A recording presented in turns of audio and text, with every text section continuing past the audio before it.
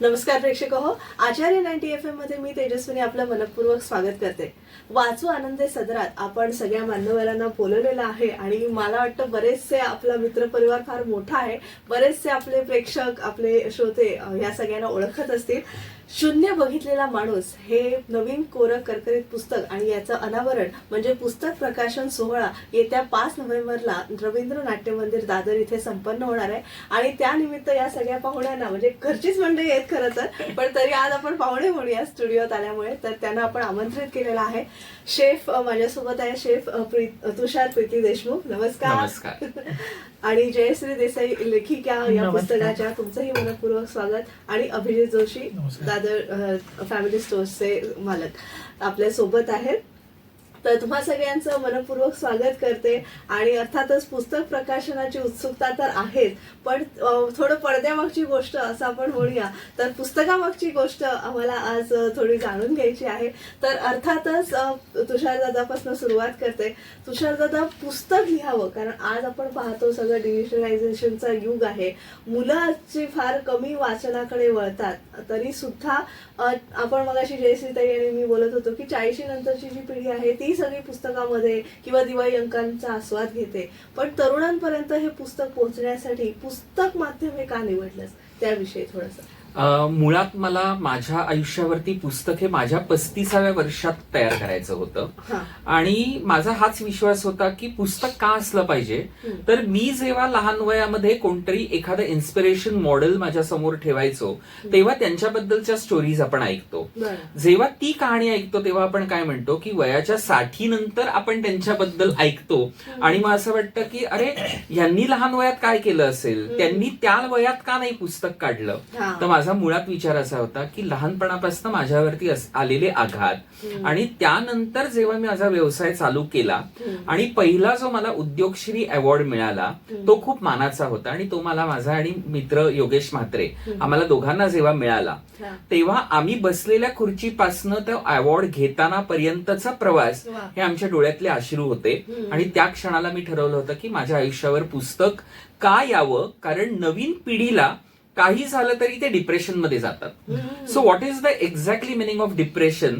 तर डिप्रेशन हे नक्कीच प्रत्येकाला आयुष्यात असतं, पण ते किती कशा पद्धतीने हाताळलं पाहिजे त्या दृष्टीने मला असं वाटलं की माझ्यावरती जर मी माझे अनुभव लिहिले तर मला असं वाटतं की 1% जरी या तरुण पिढीने घेतला तर नक्कीच त्यांना त्याचा आनंद मिळेल किंवा त्यांना त्याच्यातनं कळेल की आपल्याच वयातला व्यक्ती आपल्याला सांगतोय. हा मला हट्टास होता आणि म्हणून मला ते पुस्तक करायचं होतं.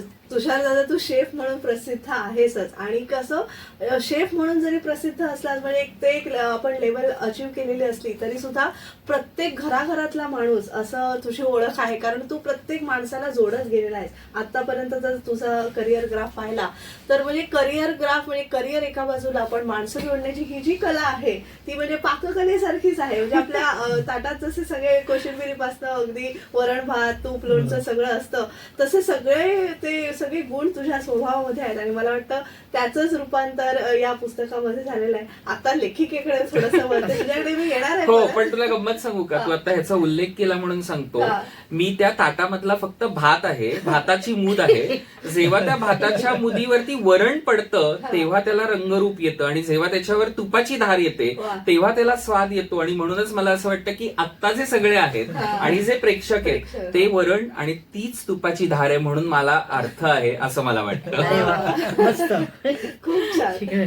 अर्थात आता लेखिकेकडे वळते.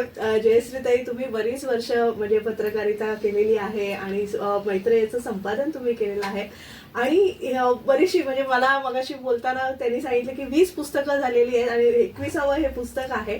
तर 20 पुस्तकं एका बाजूला आणि तुषार दादाचं पुस्तक एका बाजूला, काय सांगा. खूप वेगळा अनुभव होता. एक तर मी तुषारला ओळखत होते, पण आमची तोंड ओळख होती. जसं पत्रकारितेत आपल्या खूप साऱ्या ओळखी होतात तितपतच होती. त्याच्या माझ्या बऱ्याच मैत्रिणी कॉमन आहेत, त्यामुळे कुठेही भेटलो आणि त्याचा माणसं जोडायचा स्वभाव, त्यामुळे असं कधी तो परका नाही वाटला. पण जेव्हा हे पुस्तकाचं प्रपोजल माझ्याकडे आलं आणि मला सुरुवातीला काहीच याच्याबद्दल माहित नव्हतं, त्यामुळे तो काकी काकी असा उल्लेख पहिल्या मीटिंगमध्ये करत होता आणि मी असं विचार करत होते काकी म्हणजे कोण, याची सख्खी काकी असेल का शेजारची काकी. आणि नंतर जेव्हा त्यांनी मला 10 मिनिटात त्याची स्टोरी सांगितली तेव्हा माझ्या कॅनव्हास लक्षात आला या गोष्टीचा, की त्याच्यात खूप भावनांचे पदर आहेत, अनुभवांच्या वेगवेगळ्या शेड्स आहेत, माणसांच्या वेगवेगळ्या शेड्स आहेत. आणि मग मला ते चॅलेंजिंग वाटलं. आणि त्यांनी जे सोचलंय आयुष्यभर, मी कुणाच्याही वाट्याला येऊ नये असं आयुष्य त्याच्या वाट्याला आलेलं आहे, तरी तो हसतमुख आहे, तरी तो माणसं जोडू शकतो, तरी त्याचा माणसातल्या चांगुलपणावर विश्वास आहे, तरी तो कडवट झालेला नाही. ह्या सगळ्या क्वालिटीज मला खूप आवडल्या. एक तर हे जे प्रपोजल आणलं ते इंडिया प्रिंटिंग प्रेसचे आनंद लिमये सर त्यांनी माझ्याकडे आणलं. ते दर्जाबद्दल त्यांचं नाव प्रसिद्ध आहे, म्हणजे प्रकाशन असू दे नाही तर प्रिंटिंग असू दे. त्यामुळे त्यांनी हा विषय जर हातात घेतला असेल तर तो तेवढंच दर्जेदार निघेल याची मला खात्री होती. याची कहाणी ऐकल्यावर मला ते खूप चॅलेंजिंग वाटलं. प्रत्यक्षात ती करणं हे आणखीन चॅलेंजिंग होतं, कारण ती भावनांची रोलर कोस्टर राईड होती पहिल्या दिवसापासून. म्हणजे अनेकदा माझे डोळे पाणावायचे पण मी याला दिसू द्यायचे नाही, कारण तो वीक पडायला नको होता मला. त्याचे डोळे पाणावायचे, त्याचा गळा भरून यायचा, पण तो ते मला दाखवायचा नाही. पण शेवटच्या क्षणी मात्र एकदा तो खूप रडला आणि मी म्हटलं की फार छान झालं, तू रड जेवढं तुला रडायचंय. कारण आपलं आयुष्य आपण ना असं पत्त्यासारखं लोकांना दाखवत नाही सारखं फिरत. आपल्या मनात ते पुरुष माणूस रडत नाही, आपल्या मनात ते दबलेलं राहतं. पण ते हिलिंगच्या दृष्टीने सुद्धा हे पुस्तक त्याच्यासाठी सुद्धा उपयोगी पडेल असं मला वाटलं. आणि जसं तो म्हणला की लोकांना इन्स्पिरेशन, आपल्याला माहिती आहे की जुन्या जमान्यातले सगळ्या इन्स्पिरेशनल स्टोरीज आपण वाचलेल्या आहेत, पण आज आपल्यामध्ये राहणारा, आपल्या बरोबर वावरणारा तो मुलगा एवढं सोसून एवढं करू शकतो. शून्य आर्थिक पाठबळ असताना 3 बिझनेसेस उभे करायला तो त्याच्या मित्राच्या बरोबरीने यशस्वी होतो. ह्या सगळ्याच गोष्टी, किंवा एकटा असून तो देशद्रोह्यांविरुद्ध लढा देऊ शकतो, हे सगळंच आजच्या पिढीला इन्स्पिरेशनल आहे. म्हणजे माझा मुलगा आहे 27 वर्षाचा. जेव्हा हे आम्ही बोलत होतो तेव्हा सॅमल्टेनियसली मी घरी पण त्याचं लाईव्ह टेलिकास्ट होत होतं की तुषारने असं सांगितलं. तो पण एवढा इन्स्पायर झाला याची कहाणी ऐकून. म्हणजे मला असं वाटतं की ही जर योग्य फॉर्मॅटमध्ये लोकांपर्यंत पोहोचली तर लोक इन्स्पायर होतात. तू म्हणलीस ते अगदी बरोबर आहे की आजकालची तरुण मुलं वाचत नाही, पण आपल्यातलाच कोणीतरी असं काही करू शकतो हे जेव्हा त्यांना कळेल तेव्हा कदाचित ते वाचनाकडे सुद्धा वळतील अशी मला आशा आहे. त्यामुळे बघूया. नक्की. अभिजित सर, परत मी येणार आहे जयश्री तुमच्याकडे, पण अभिजित सरांकडे ते एक पहिल्या ब्रेकच्या आधी थोडंसं सगळ्यांचं तोंड ओळख होऊ दे. अभिजित सर, व्यावसायिक आहात तुम्ही, आणि व्यावसायिक असून सुद्धा एक कवी मन म्हणा किंवा एक रसिक श्रोता म्हणून तुम्ही, आणि एक फॅमिली मेंबर म्हणून पुस्तकाकडे तुम्ही विश्लेषण द्यायचं नाहीये, पण एक थर्ड पार्टी किंवा एम्पायर म्हणून तुम्ही या पुस्तकाबद्दल काय सांगाल? थोडक्यात सांगायचं तर मी भाग्यवान आहे की अशा प्रकारची साहित्यकृती आपल्याला सगळ्यात प्रथम जगासमोर यायच्या अगोदर लेखिका आणि ज्याच्यावर केलं त्यानंतर आपण वाचायला मिळतंय. आणि त्याच्यावर आज विश्लेषण द्यायची पण वेळ माझ्यावर येते पहिल्यांदाच, त्याचा मला अभिमान आहे. आणि सोपं सांगायचं तर पहिलं जेव्हा आम्ही प्रकरण चालू केलं त्यानंतर शेवटच्या वेळीपर्यंत कुठेही थांबावं असं वाटलं नाही. की जो तुषार आम्ही रोज बघतोय आणि ह्याच्यात जो तुषार आहे तो तोच आहे का, हा प्रश्न अनेकदा पडला आम्हाला. आणि अशी छोटीशी आठवण सांगायची म्हणजे काही शेवटची सदर आमची चालू होती आणि आम्ही त्याचं मोठ्यानेच वाचन करत होतो की कुठे काही अडतंय नाही अडतंय किंवा कसं वाटतंय. तर माझी मुलगी आतमध्ये बसली होती आणि आम्ही कुठेतरी एका पॉइंटला पाणी प्यायला म्हणा किंवा काहीतरी डिस्कस करायला आम्ही थांबलो, तर आतनं मला आवाज आला, बाबा थांबू नका, चालू ठेवा. ही म्हणजे अतिशय चांगले त्याला म्हणजे बक्षीस आहे या पुस्तकात, बक्षीस आहे. आणि थोडक्यात सांगायचं तर नुसतं रोमांचकारी किंवा अरे बापरे काय केलंय यांनी असं नाही, सत्य परिस्थिती आहे, कुठलाच दिखावा नाहीये. आणि जयश्रीने ज्या प्रकारे शब्दांकन केलं की कुठे असं बोजड वाक्य नाही. म्हणजे काही काही ठिकाणी आत्ताही मला काटा येतोय, काही काही ठिकाणी अशी इतकी सुंदर वाक्य त्याचे एंड झालेले आहे. म्हणजे विकत घेऊन वाचा असं पुस्तक आहे. अजिबात अपेक्षा ठेवू नका, कारण मी व्यवसाय म्हणून सांगू शकतो, कारण व्यवसाय रोलिंग झालंच पाहिजे आणि विकत घेता तर त्याची किंमत असते. ते प्रत्येक माणसापर्यंत हे पोहोचावं असं पुस्तक आहे. वा, नक्कीच. एक छोटीशी विश्रांती घेऊया आणि वाचू आनंद या सदरात आज आपण शून्य बघितलेला माणूस शेफ तुषार प्रीती देशमुख यांचं हे पुस्तक आहे, त्याविषयी अधिकाधिक बोलणार आहोत. तुम्ही पाहत राहा आचार्य 90 FM ऑन रेडिओ. आचार्य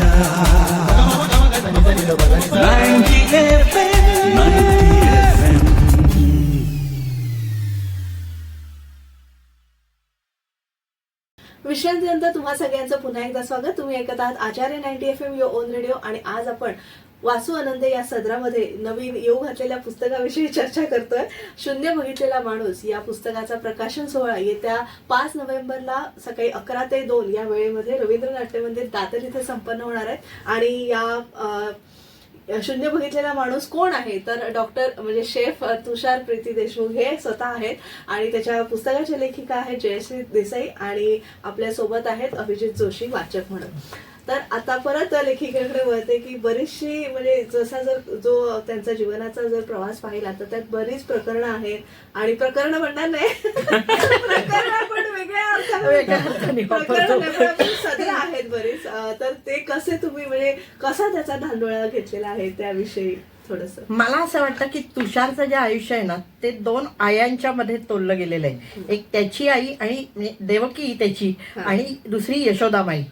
या 2 क्लिअर कट मला 2 डिव्हिजन्स त्याची दिसत होती. आई असतानाच त्याचं आयुष्य आणि आई गेल्यानंतरचं त्याचं आयुष्य.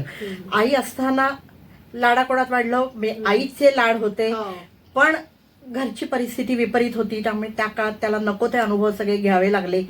आणि त्याच्यानंतर आई गेल्यानंतर तर भिरभिरल्यासारखं आयुष्य झालं होतं. तर त्यानंतर जे त्याला सावरलंय त्यांनी त्या काळात जसा जसा आम्ही एक ठरवलं होतं की क्रोनॉलॉजिकल ऑर्डरनीच जायचं. त्यामुळे सुरुवात या पुस्तकाची जी होते ती आई गेली बॉम्बस्फोटात त्याची 92-93च्या तिथून पुस्तकाची सुरुवात होते.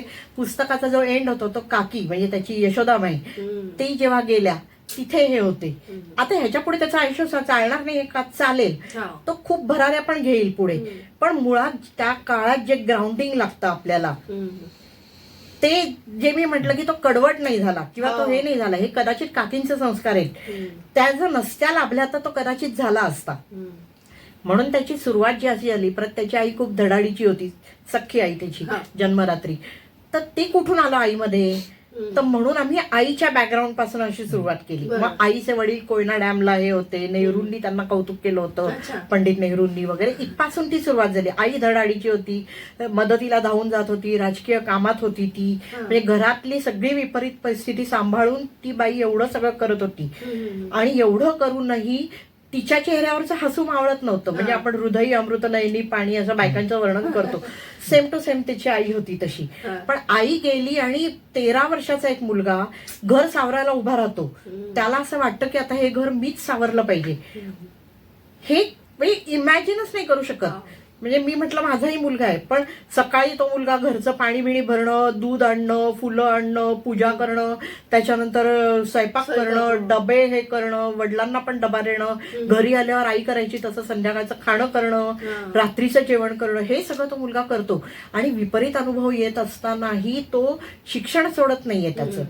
किंवा ती परिस्थिती अशी झाल्यावरही त्यांनी ठरवलं की मी बिझनेस करणार पापड लोणच्याचा आणि कॉलेजची फी उभी करणार. म्हणजे हे सगळं जे आहे ना हे परिकथा नाही म्हणता येणार किंवा फिक्शन नाही म्हणता येणार, त्याच्या आयुष्यात खरं घडलंय. कोणी जर सांगितलं असतं तर कदाचित कोणी विश्वास नाही ठेवणार. आणि ते करत करत तो संघर्ष करत कसा आतापर्यंत आला, कसे 3 बिझनेसेस झाले, कसं त्यांनी एक शेफ म्हणून त्यांनी केटरिंगचं शिक्षण नाही घेतलेलं आहे, पण तो शेफ कसा झाला, आईकडे थोडंसं शिकले, आईकडे, आजीकडे, काकींकडे, असं बऱ्याच जणांकडे तो शिकत गेला. म्हणजे तो शिकण्याची त्याची वृत्ती होती. त्यामुळे आम्ही क्रोनॉलॉजिकल ऑर्डरनी गेलो की आधी त्याची आई गेली ते पहिलं प्रकरण, त्याच्यानंतर आईविषयी म्हणजे आईची फॅमिली बॅकग्राऊंड, माहेर तिचं वगैरे, त्याच्यानंतरचा जो काळ जसा जसा येत गेला, आधी ते पुण्याला होते, मग CBDला आले, मग दादरला आले, मग त्याच्या आयुष्यात जे जे काही स्थित्यंतर होत होती ही स्थित्यंतर मुलाच्या बाबतीत त्या टीनेज वयामध्ये खूप जास्त असतात. आणि त्या वयात त्याला खूप आधार लागतो, भूक खूप लागते पण खायला मिळत नव्हतं. भावनिक आधार जो होता तो कोणीच नाही. आजीचा आधार होता पण त्या वयात आजीचा आधार पुरे नाही पडत मुलांना, ते हे होतं. म्हणजे ही जी सगळं मी म्हटलं ना भावनांची रोलर कोस्टर राईड होती. मग पहिला बिझनेस कसा सुरू केला त्यातलंही काही माहिती नव्हतं. ऑटो रेंटलचा सर्व हे केला तर गाड्या म्हणजे पहिली गाडी त्यांनी भाड्याने घेतली, गाडी घेतली आणि ती भाड्याला लावली. तर ती गाडी आपण धुवायची असते की ड्रायव्हरनी हे पण माहिती नव्हतं. इथपासून त्याची ती सुरुवात झाली आणि असं करत करत एक एक बिझनेस आणि त्याच्यात अनेकदा त्याचे आजार पण आले. स्लिप डिस्क एक प्रकरण आहे. करोना काळात तो 21 दिवस बेशुद्ध होता. 28 लाखाचं हिंदुजाचं बिल झालं.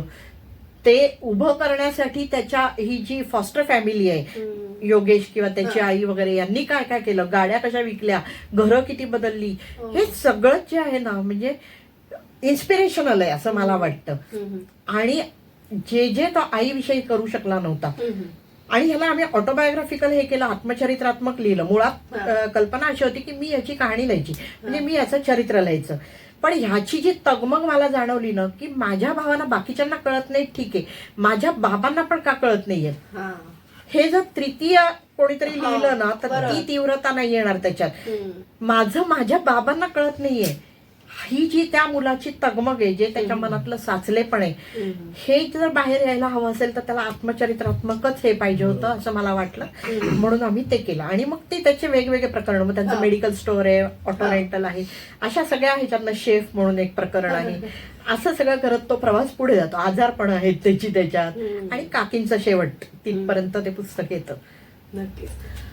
तुषार दादा, परत तुझ्याकडे मला वाटतं शून्य बघितलेला माणूस तू आहेस, पण मला वाटतं पुढचं पुस्तक नक्कीच येईल. आणि किती शून्य बघितलेला माणूस होप सो, आपण अशीच प्रार्थना करूया. म्हणजे जास्तीत जास्त शून्य बघितलेला माणूस कोण, तेव्हा आपण परत भेटणार आहोत.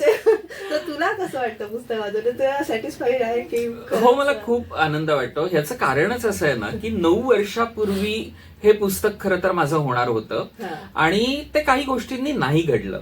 पण एका पॉइंटला असं झालं की माझ्यावरती पुस्तक येणार होतं, माझ्यावरती चित्रपट येणार होता, इतक्या गोष्टी घडणार होत्या. आणि नंतर असं वाटलं की पुन्हा की अगदी जे सुरुवातीला लहानपणी वाटायचं की माझ्या आयुष्यात हे काही नाहीच आहे, मग आपण ह्याच्यासाठी का हट्टास करतोय जरी कोणी ठरवलं. ह्याही वेळेला असं वाटलं की, आणि मग काकींना जेव्हा मी म्हटलं की काकी माझं आयुष्यच असं आहे की जे फक्त मला त्याच्यात सहन करायचंय पण त्याच्यात यश मिळणार नाहीये, हे आता मी स्वीकारलंय. आणि काकींचं म्हणणं नेहमी होतं की जितके अश्रू किंवा जितके अश्रू तू गोठलेत तुझे, त्या प्रत्येक अश्रूचा न्याय तुला मिळणार, हे त्यांचं वाक्य नेहमी असायचं. आणि काकींचा आशीर्वाद म्हणजे सांगू शकत नाही त्याच्याबद्दल.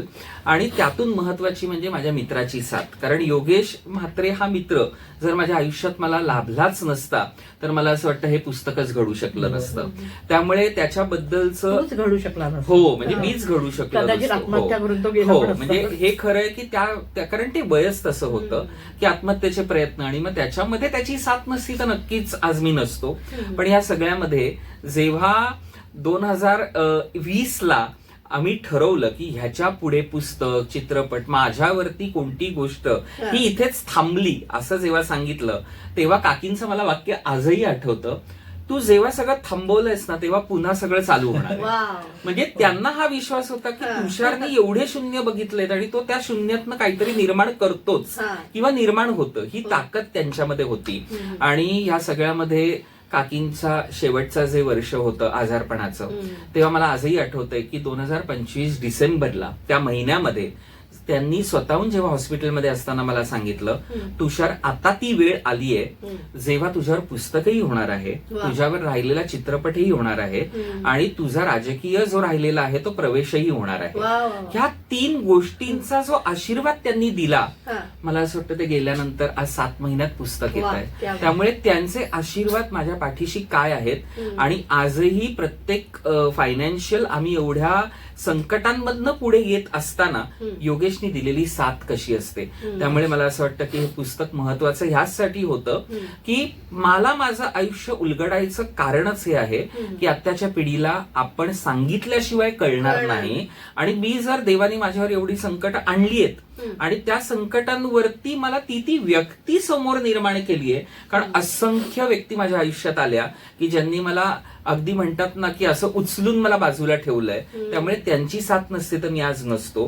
त्यामुळे त्यांचे उल्लेख होणं महत्वाचं होतं. ह्या पिढीला हे होणं गरजेचं होतं, म्हणून हे पुस्तक. वा, आणि त्याचं शीर्षकही किती छान आहे, समर्पक आहे. हे वाक्य त्याचं आहे. तो बोलता बोलता मला असं सांगत होता, मी खूप शून्य बघितलंय आणि शून्य बघतो आपण तेव्हा असं वाटतं संपलं आता सगळं वगैरे.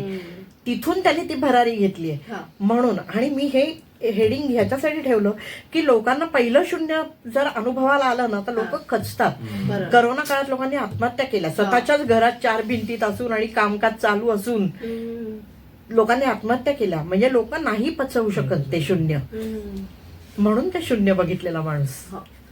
परत अभिजित सर तुमच्याकडे येते की बिझनेसमॅन आहात, सो आता ह्या पुस्तकाचं मार्केटिंगचं काही तुम्ही व्हिज्युअलाइज वगैरे असं काही, म्हणजे प्रकाशक तर आहेतच, पण काही नवीन आपण टिप्स म्हणजे काही डिजिटल म्हणजे ऑडिओ बुक्स करू शकतो किंवा असं काही तुमच्या काही संकल्पना आहेत का? त्याच्याकडे यायच्या आधी माझे काही 2 मुद्दे राहिले होते ते की त्याचं जे पूर्ण हे पुस्तक आहे किंवा त्याचं जे आयुष्य आहे हे आई या शब्दाभोवती पूर्ण फिरलेलं आहे. त्यातली एक आई त्याची जी जन्मदात्री ही, त्यातली पहिली आई ह्या त्याचा आत्मा आहे आणि दुसरी आई त्याचा ईश्वर आहे. सो ह्या दोघींभोवती ते पूर्ण आहे. तो जो घडलाय किंवा हे जे पुस्तक घडलंय हे त्या दोघींमुळे घडलेलं आहे. म्हणजे ह्याचं अगदी माझ्या ऍज अ वाचक म्हणून सार म्हणाल तर हे की आपले जे जन्मदात्री किंवा ज्यांनी आपल्याला वाढवलं त्यांचे उपकार का विसरायचे नाहीत.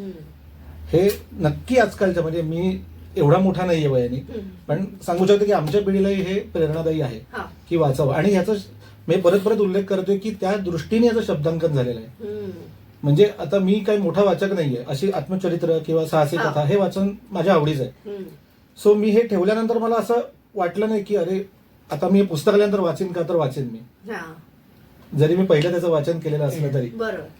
आता दुसरा मुद्दा राहिला ऍज अ बिझनेसमन म्हणून की याचं मार्केटिंग कसं व्हावं. तर आजकाल आता परत ट्रेंड असा झालाय की लोकांना टँजिबल गोष्टींमध्ये इंटरेस्ट निर्माण झालाय. ई बुक्स वगैरे वाचणारी एक जी काय म्हणतो की तरुण पिढी आहे, पण त्यांनाही आता हे पुस्तक घेतल्यानंतर हा फील, या फीलची जी मजा आहे ना, म्हणजे अजूनही आपण गणपतीच्या मागे एलईडी लावत नाही, आपण मखर बनवतो किंवा मोदकाचं चित्र लावत नाही. किती ते पूजा आली तरी गुरुजी पाहिजेतच. सो म्हणजे माझं असं लोकांना म्हणजे आव्हान राहील किंवा हट्ट राहील की तुम्ही हे विकत घ्या. म्हणजे ती नुसती ती इंडस्ट्री चालावी म्हणून नाही, तर तुम्हाला त्याची किंमत कळेल हे विकत घेतल्यावर की याच्यात काय व्हॅल्यूज आहेत. किंवा एक जयश्रीने सांगितलं की तो योगेश जर त्याच्या आयुष्यात आलाच नसता तर हा नसताच, आज इथे आपण कोणीच नसतो. त्याचा रोल म्हणजे मी त्याला डे 1 ला सांगितलं की काकींचा जेवढा रोल आहे तर तू आणि काकी यातला मधला ब्रिज आहे तो आहे, तो जर नसता तर पुढे काहीच घडलं नसतं. म्हणजे हे सांगायला मी खूप लहान आहे, पण ते वाचता वाचता मलाही असं झालं की अरे ह्या माणसाचं कर्तृत्व काय आहे योगेश साई. आणि आजच्या काळात म्हणजे जेव्हा आपण भाऊ भावाला विचारत नाही, एक्झॅक्टली त्या काळात देखील म्हणजे योगेश दादा यांच्या पाठीशी. आणि एका फॅमिलीने ऍक्सेप्ट करणं, समाजसेवा खूप खूप सावत्र मुलाला ऍक्सेप्ट करतानाच्या त्रास मी याच्या पुस्तकात वाचलेला आहे. म्हणजे जिथे रक्ताचं नातं नाही तिथे तुम्हाला घरचा मेंबर म्हणून ऍक्सेप्ट केलंय, त्यांचे खूप खूप मोठं कार्य आहे याच्यात. आणि मूल स्वीकारणं एखादं आपल्या घरात, ह्याच्यात खूप जबाबदाऱ्या येतात ना त्याच्या जोडीला. नुसतं त्याला खायला प्यायला घालणं एवढ्या पुरता तो प्रश्न नसतो. आणि 4 महिन्याचा आपण अडॉप्ट करतो आणि 25 वर्षाचा मुलगा आपल्या घरात येतो. एक्झॅक्टली. म्हणजे मलाही असं वाटतं की कसं आहे बघ ना की मी आज जोपर्यंत प्रत्येक गोष्टी करत गेलो, कारण माझे अनेक, तू म्हणालीस तसं अनेक प्रकरणं माझी बाहेरची अशी आहेत ना की माझे उपद्व्याप आहेत. म्हणजे माझा जनसमुदाय म्हणा किंवा माझं प्रत्येकाशी अप्रोच म्हणा हा वेगळ्या पद्धतीचा आहे. पण एवढे सगळे उपद्व्याप करताना सुद्धा जे आज तागायत माझे बिझनेस टिकलेत, कारण व्यवसाय सुद्धा अशा एका घडीला आला होता की आता तो बंद करावा लागणार. सगळं आमचं संपलं इतक्या लेवलला आलं, पण मला असं वाटतं की ते निव्वळ योगेशच्या इच्छाशक्तीमुळे ते टिकलं.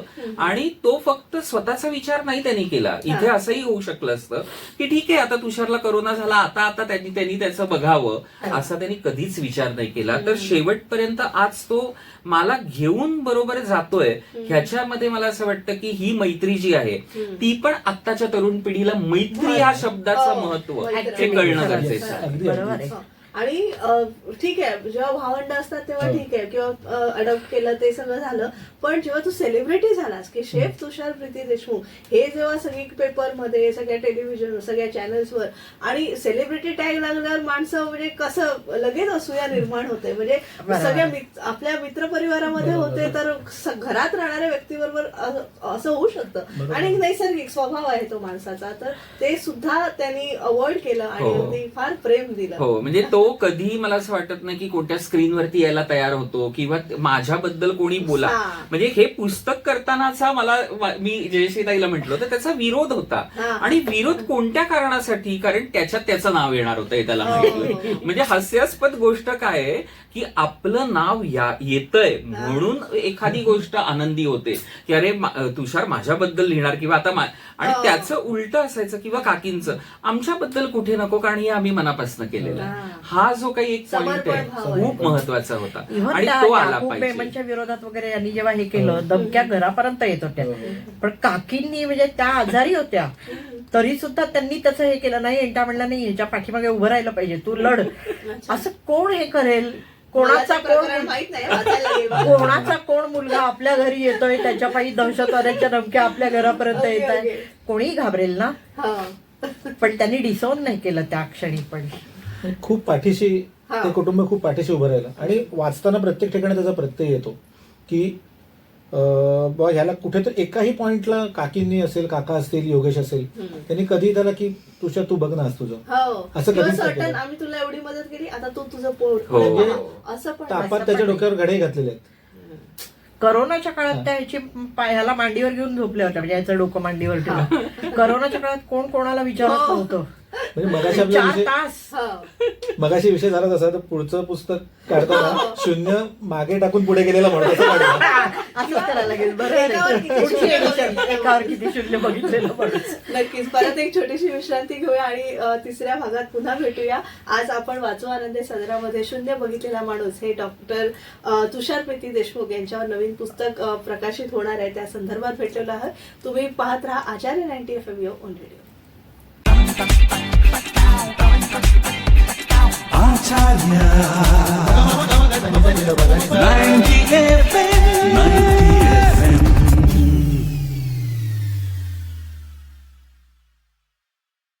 विश्रांतीनंतर तुम्हा सगळ्यांचं पुन्हा एकदा स्वागत. तुम्ही ऐकत आहात आचार्य 90 FM ऑन रेडिओ आणि आज आपण वाचू आनंद या सदरामध्ये शून्य बघितलेला माणूस डॉक्टर तुषार प्रीती देशमुख यांच्या पुस्तकाविषयी बोलणार आहोत. अर्थातच आता 5 नोव्हेंबरला मगाचपासून मी 2-3दा ऍड केली 5 नोव्हेंबरला रवींद्र नाट्य मंदिरमध्ये शाही समारंभ होणार आहे.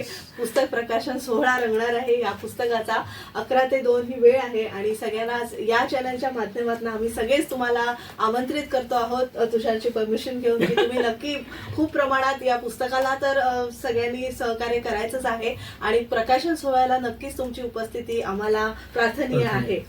तर आता एवढी मित्र परिवार आहे म्हणजे सगळे तर येणारच आहेत. मला वाटतं तो हॉल ते ऑडिटोरियम सुद्धा कमी पडेल एवढी तिथे गर्दी होईल. तर कसा हा मित्र परिवार म्हणजे हे सुद्धा एक टॅलेंट आहे. मगाशी मी म्हटल्याप्रमाणे माणसं जोडण्याचं एक कसब आहे. पाककलेसारखं तेही तुला छान जमलेलं आहे. तर ते थोडंसं म्हणजे कोण कोण येणार आहे ह्याविषयी सुद्धा उत्सुकता आहे. हो म्हणजे सर्वात प्रथम मला असं वाटतं की जेव्हा स्वयंपाक करताना मी एखादी फोडणी घालतो तेव्हा त्या प्रत्येक फोडणीचा स्वाद वेगळा असतो किंवा ते स्वर वेगळे असतात. तसंच आयुष्यामध्ये प्रत्येक मित्र जमा करताना तसे त्यांचे वेगवेगळे थॉट्स होते माझ्याबद्दलचे. पण मला एखादी व्यक्ती पटली तर मी आयुष्यभर त्याची साथ देईन हे माझ्याबद्दलचं माझ्या आईने शिकवलेलं तंत्र होतं. त्यानंतर मला काकींनी एकच सांगितलं होतं की प्रत्येक व्यक्ती आपल्या बाबतीत कधीच वाईट करत नसते. तर तो आपल्यावरती आलेला असा प्रसंग असतो की त्यावेळेला ते वाईट घडतं आणि ते वाईट घडतं म्हणूनच तू यशस्वी घडतोयस. म्हणजे इतकं छान काकी सांगायच्या की डिप्रेशन जेव्हा मलाही यायचं तेव्हा त्यांचा जो मायेचा हात माझ्या डोक्याशी असायचा आणि त्या जेव्हा म्हणायच्या की माझा मुलगा जेवढं माझं ऐकत नाही ना तेवढं तू माझं ऐकतोस, यापेक्षा आनंद मला कोणताच नव्हता. म्हणून मला असं वाटतं की जेव्हा पुस्तक ठरलं तर थँक्स म्हणजे सर्वात मोठे आभार आहेत आनंद लिमये काकांचे. कारण जेव्हा मी काकींवर खरं पुस्तक लिहिणार होतो काकींच्या नंतर, पण आनंद काकांना जेव्हा फोन केला तेव्हा ज्योती कपेले ताईंशी आणि माझं खरं बोलणं झालं आणि ज्योतिताईंनी सहज सांगितलं तू आनंद काकांशी बोलून तर घे. आणि आनंद काकांशी जेव्हा बोललो तेव्हा आनंद काकांनी सांगितलं मला उद्याच्या उद्या भेट. आणि जेव्हा त्यांना भेटायला गेलो आय वॉज ऍब्सोल्युटली अमेझिंग की त्यांनी सांगितलं माझ्या बकेट लिस्ट मधलं हे पुस्तक होतं आणि ते आज मी यशस्वी करतोय. आणि दुसऱ्या दिवशी लगेच मला जयश्रीताईंना त्यांनी भेटवलं. जेव्हा त्यांनी मला नाव सांगितलं तेव्हा मला अजून आनंद का झाला कारण ह्या व्यक्तीला तर मी ओळखतोय अशी जी इमेज झाली. त्यामुळे मला असं काही वेगळं वाटलं नाही. आणि आता ते येऊन ठेपलंय ते कार्यक्रमाची वेळ कारण अगदी काही दिवसात 2-3 दिवस राहिलेत. 5 नोव्हेंबरला असं ठरलं. मला मुळात ते 15 डिसेंबरला करायचं होतं कारण काकींचा वाढदिवस 15 डिसेंबरला असतो. पण दोघींचा आईचा आणि वाढदिवस कोणती तारीख मग कोणती पहिली ती पकडायची म्हणून खरं तर 5 नोव्हेंबरला आज हा कार्यक्रम होतोय कारण माझ्या आईचा वाढदिवस असतो. आणि ह्या कार्यक्रमाला प्रमुख पाहुणे जे आहेत ते माझ्या आयुष्यात खूप मोठा याकूब मेमनच्या देशद्रोहाबद्दलचा जो मी लढा केला त्यामध्ये सर्वात मला ज्यांनी मोलाची साथ दिली अशा 3 व्यक्ती आहेत. ते म्हणजे आपले सांस्कृतिक मंत्री कार्यमंत्री आशिष शेलारजी, सुनील देवधरजी आणि मिनलताई मोहाडीकर. तर यांनी मला काय साथ दिली हा जर तुम्हाला प्रश्न पडला असेल तर अगदी सोपा आहे पुस्तक वाचा त्यामुळे तुम्हाला ते सगळं कळेल. पण प्रत्येकाला हा प्रश्न पडतो. आणि राहिला प्रश्न की माझ्या अनेक राजकीय व्यक्तींबरोबर ओळखी आहेत, माझी मैत्री आहे, त्यांनी मला दिलेली आजपर्यंतची साथ. आणि प्रत्येक मित्र हा जोडत गेला, कुठे कुठे तुटतही गेला. पण आज जरी मला असं वाटतं की ते थोडेसे लांब असले तरी माझ्या मनात ते आजही ते तेवढ्याच जवळ आहेत. आणि महत्वाची गोष्ट अशी की तुम्ही सगळे जेव्हा या कार्यक्रमाला याल ना तेव्हाच ते आशीर्वाद मला लाभणार आहेत. कारण पहिले आम्ही बुक करणार होतो हॉल, तो 100 लोकांसाठीचा बुक करणार होतो. अभिजित म्हणाला की 100 तर सोड. आम्ही जेव्हा रवींद्रचं नाव घेतलं तेव्हा रवींद्रचा मिनी मी म्हटलं होतं आणि ह्यांनी सांगितलं की मिनी मध्ये काय होणार. तर आज आम्ही पूर्ण हॉल बुक केलाय. आणि आनंद असा वाटतोय की ज्यांना ज्यांना मी फोन केलेत खूप ब्लेस्ड आहे मी जयश्रीताईला अगदी आवर्जून फोन करतो अगं हे येणार आहेत अगं ते येणार आहेत. आणि मग जयश्रीताई म्हणते अरे वा मी त्याला म्हटलं आधी पहिलं आमचं ठरलं 2 लाईनी रिझर्व कर, नंतर 5 लाईनी रिझर्व कर, त्यामुळे बाकीच्या सो मान्यवर जे माझ्यावरती प्रेम करतात आज ज्यांनी माझा प्रवास अनुभवलाय ते प्रत्येक व्यक्ती आज तिकडे येणार आहे त्याचा मला आनंद होतोय.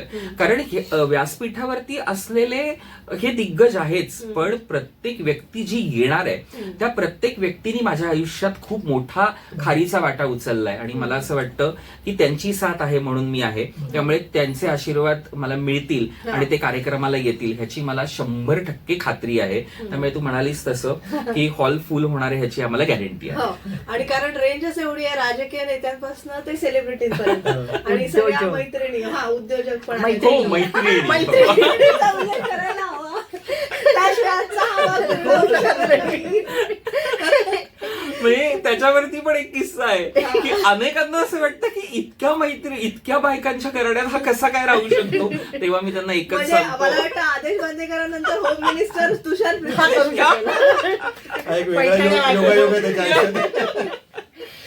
पैठण्या वाटू शकेल त्यांचाही विचार करायला नक्कीच. तू काहीतरी म्हणत हो. आणि मला असं वाटतं की जेव्हा ह्या कार्यक्रमाला प्रत्येक व्यक्ती येईल कारण 11 ते 1 आपण ह्या 2 तासात हा कार्यक्रम करणार आहोत महत्वाचा. त्याप्रमाणेच तो आम्ही चार्ट लावलेला आहे. सो या 2 तासामध्ये मला माहिती आहे मला खात्री आहे की प्रत्येकाला माझ्याबद्दल बोलायची इच्छा आहे. तेव्हा ते शक्य होणार नाही. त्यामुळे तुम्हाला माझ्याबद्दल जर बोलायचं असेल तर छोटासा व्हिडिओ बनवा, तो मला पाठवा. आपण तो नक्कीच सोशल मीडियावर टाकू. आणि मला सोशल मीडियावरती कारण मला खात्री आहे पत्रकारांनी किंवा सोशल मीडियाने मला जगासमोर आणलं नसतं तर माझा प्रवास अपूर्ण होता. त्यामुळे खरंच तुमचे सगळ्यांचे आभार आहेत की तुम्ही मला वेळोवेळी ते व्यासपीठ दिलं. प्रत्येकाला ते व्यासपीठ मिळत नाही. म्हणजे माणसाने किती मेहनत केली तरी ते व्यासपीठ किती गरजेचं आहे. आजही आम्ही बोलताना म्हणतो की सोशल मीडिया किती महत्वाची आहे पण सोशल मीडियाचा योग्य वापर करा तर तो योग्य आहे. पण नाही त्या गोष्टींसाठी आपण केला तर मग तो किती घातक आहे हेही आपल्याला माहितीये. त्यामुळे शून्य बघितलेला माणूस सोशल मीडियावर जरी गाजत असला तरी तुम्ही आवर्जून या पुस्तक प्रकाशनाला या आणि आशीर्वाद तर द्याच, पण पुस्तक विकत घ्या. ह्यासाठी आनंद लिमये काकांच्या ह्या पुढाकाराला आणि जयश्रीताईंनी ज्या पद्धतीने शब्दांकन करून अक्षरशः 22 दिवसात आमचं गप्पा मारून त्यानंतर तिने 1 महिन्यात पुस्तक तयार केलं, म्हणजे लिखाण पूर्ण केलंय आणि काकांच्या म्हणण्याप्रमाणे 3 महिन्यात पुस्तक तयार झालं. त्यासारखा सुवर्ण योग तो कोणताच नाही. ती वेळ आणि काळ स्वामींनी आणली म्हणून ती गोष्ट घडली आणि आज आम्ही दत्त संप्रदायातले सगळेच आहोत. त्यामुळे मला असं वाटतं की पहिली जी कव्हर कॉपी आहे ती थेट गिरनारला पोचली, ह्याच्यासारखा आनंद तो कोणता. त्यामुळे प्रत्येकाने जरूर या, वाट पाहतोय. स्वामी कृपा आहेच तुमच्या सगळ्यांवरच आपल्यावर. तर नक्कीच या कार्यक्रमाला सगळ्यांनी यावं आणि आमचं देखील ही मुलाखत तुम्हाला आवडली असेल अशी आशा व्यक्त करते. तुम्हाला इथे आल्याबद्दल तुम्हा सगळ्यांचेच आभार. म्हणजे तुषार दादा तुझे, जयश्रीताई तुमचे आणि अभिजित सर तुमचे धन्यवाद. प्रेक्षक हो, आमची ही मुलाखत तुम्ही लवकरच पाहणार आहोत आपल्या आचार्य 90 FM युट्यूब चॅनेलवर आणि आपण रेडिओवर सुद्धा देखील ऐकणार आहोत. आणि पुन्हा एकदा सांगते, 5 नोव्हेंबर 2025 ला सकाळी 11 ते 1 हा कार्यक्रम शून्य बघितलेला माणूस या पुस्तकाचा प्रकाशन सोहळा रवींद्र नाट्य मंदिर दादर इथे संपन्न होणार आहे. तर वेळ आणि तारीख सगळ्यांनी नोट करून घ्यावी आणि या पुस्तकाला आणि तुषार दादाला खूप खूप प्रेम द्यावं हीच विनंती करते. धन्यवाद. आचार्य